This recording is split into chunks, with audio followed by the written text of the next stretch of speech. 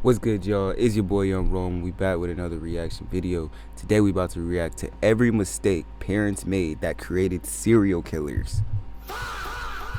Let's see. Edmund Kemper. His mother told him no woman would ever love him, so he found a way to make sure they'd never leave.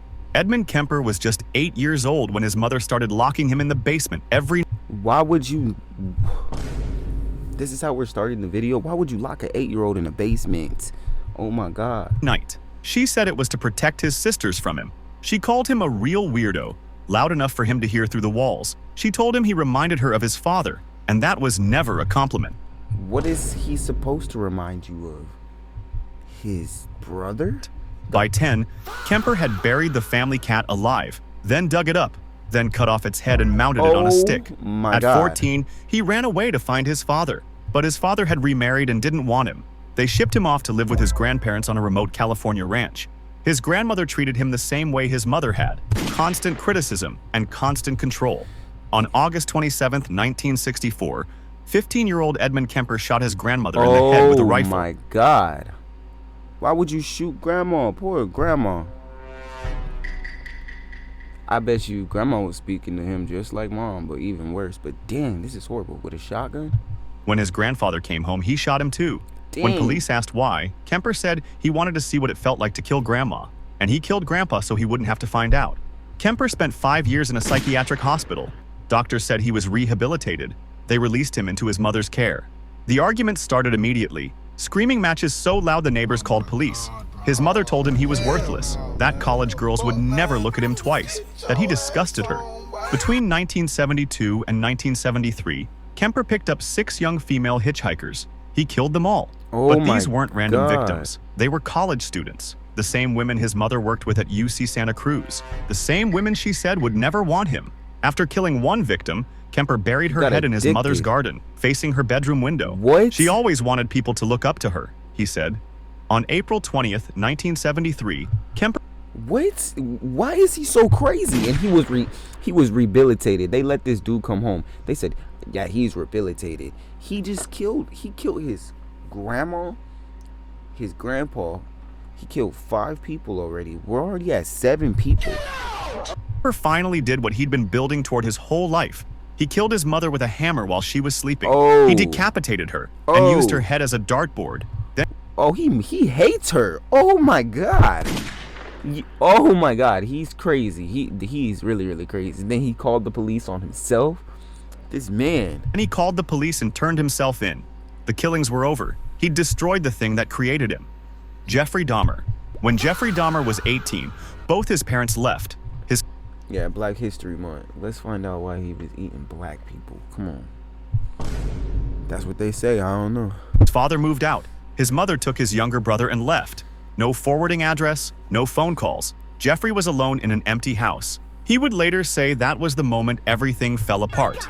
Dahmer's childhood looked normal from the outside. Suburban Ohio, 2-parent household, a little brother named David.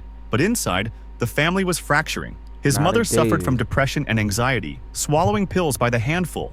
His father buried himself in work, chasing a PhD in chemistry while his marriage collapsed. The two fought constantly, screaming matches that echoed Dang, another screaming match, of course. through the walls.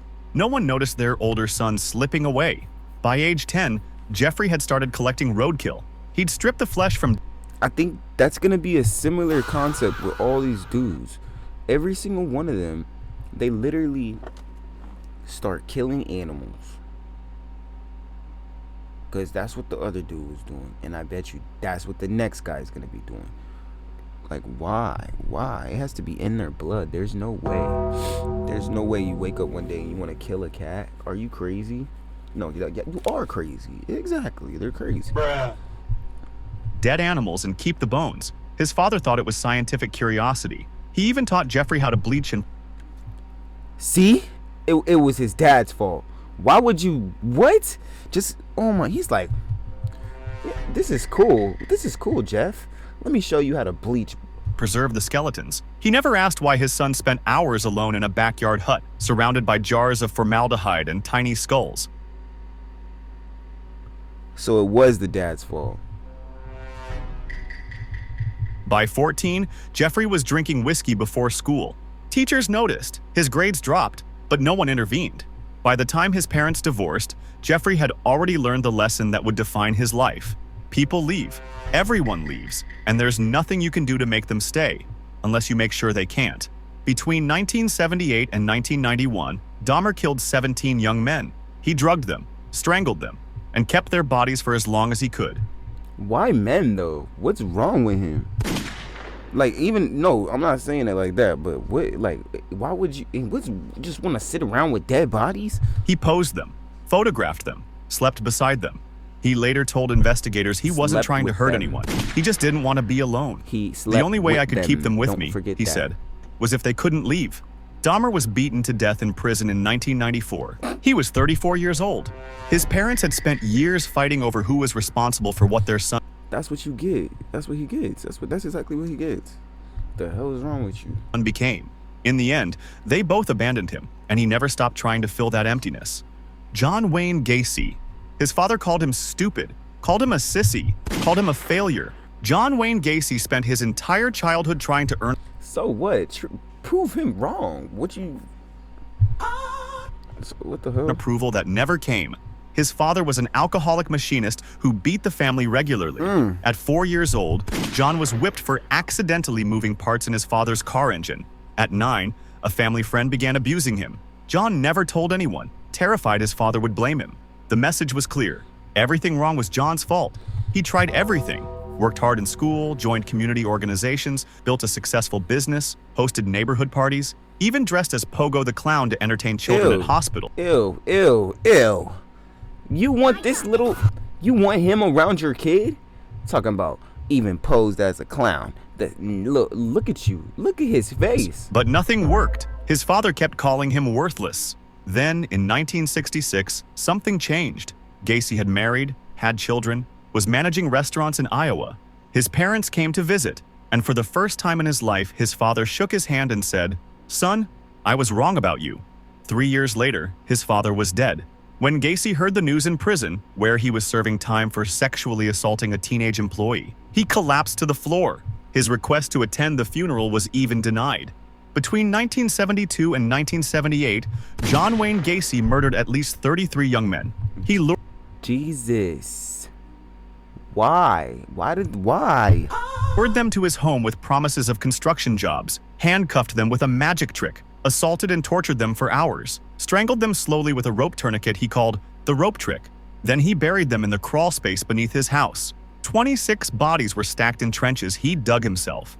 When police finally searched his property, the stench of decay had been seeping through heating vents for years. Oh my Gacy showed God. no remorse. At trial, he joked about his victims. He blamed an alter ego named Jack, said the dead were just male prostitutes and liars. He was executed in 1994. His father never lived to see what his son became. Good. But every victim buried under that house was someone's child too, killed by a man still trying to prove he wasn't worthless. Albert Fish. His mother couldn't afford him, so she gave him away. Albert Fish was 5 years old when his father died of a heart attack. Albert Fish. His mother, unable to support her children alone, made a decision that would echo through history. She placed young Albert in St. John's Orphanage in Washington, D.C. Oh, no. She thought she was saving him. Instead, she was creating a monster. The orphanage was a house of horrors. Teachers beat the children constantly, whipped them until they bled, and forced the others to watch. It was meant as discipline. For Albert, it became something else entirely. He discovered he liked it. The beatings triggered excitement. Watching other boys suffer excited him. What? Pain and pleasure fused together in his developing mind. Every single one of them have the same problem. They just like beating people and hurting people. Wiring connections that should never have existed. By the time his mother finally retrieved him 5 years later, the damage was permanent. Fish spent the rest of his life chasing that feeling. As an adult, he embedded needles into his own groin. 29 were found lodged in his pelvis when doctors finally... What is wrong with this dude? Oh my God. You put needles in your own groin? This is disgusting. X-rayed him. He beat himself with a nail-studded paddle. He soaked cotton in lighter fluid, inserted it into his body, and set it on fire. But his own Whoa. pain wasn't enough. He needed to hear children scream. Between 1924 and 1928, Fish murdered at least 3 children. He strangled them, dismembered them, cooked them. He even sent a letter to one victim's mother describing how he ate her 10-year-old daughter over 9 days. Every This is disgusting. This is disgusting to know. Just to know the filthy people that live on this earth. detail, every recipe. Psychiatrists identified 18 different sexual abnormalities in him, more than any case in medical history. Fish What? claimed God commanded him to sacrifice children, like Abraham with Isaac. The jury found him insane, but they executed him anyway. Yeah, and In 1936, Fish walked to the electric chair and reportedly helped position the electrodes himself. His last written statement was so depraved, his own lawyer refused to release it, calling it the most filthy string of obscenities I have ever read. The child his mother abandoned to save money had grown into America's most disturbing killer. Henry Lee Lucas. His mother dressed him as a girl, then she sold him. What? Henry Lee Lucas was born in 1936 in a one-room dirt floor cabin would in you Virginia. do this? His mother, Viola, sold herself to strangers and made her son witness things no child should ever see. If he looked away, she beat him. If he cried, she beat him harder. You made him watch. These are disgusting human beings. What the? But the watching wasn't the worst part. Viola dressed young Henry in girls' clothes, with dresses and long hair. She paraded him through town like that for years. But why? Because in this way she could sell him to her clients, to men, to women, to anyone willing to pay. His father was a legless alcoholic who sold pencils on the street. He couldn't protect Henry. He couldn't even protect himself. One night, trying to escape the horror inside that cabin, he crawled outside drunk and froze to death in the snow. Henry was What? beaten constantly. When he was 7, his mother smashed a wooden plank across his skull. He spent days unconscious. When he was 10, his brother slashed his face with a knife. The wound got God. infected. His mother ignored it until a teacher accidentally struck the damaged eye. It burst and had to be surgically removed. Henry Oh learned that he my was worthless, God. something to be used, sold, and discarded. In 1960, during a Christmas visit, his mother demanded he move back home to care for her. They argued. She hit him with a broom, and he stabbed her in the neck. Oh. She died instantly on the floor. Lucas was convicted of her murder and spent years in prison. When authorities released him early due to overcrowding, he warned them, "I'm not ready to go." They released him anyway. That same day, Lucas killed The same day. a woman within walking distance of the prison gates, his gift to the people who set him free. He was eventually convicted of 11 murders. He confessed to hundreds more, though many were later proven false. The truth of his body count may never be known, but one truth is certain. Long before Henry Lee Lucas killed anyone, his mother had already murdered the child he might have been. And you made this little boy watch. This is disgusting. It's your boy Young Rome. Hope you appreciate this reaction video. I actually liked it. And I would like to say Happy Black History Month. None of them people on that list was black. Hey, no shade though. But I'm going to see you in the next one. Peace.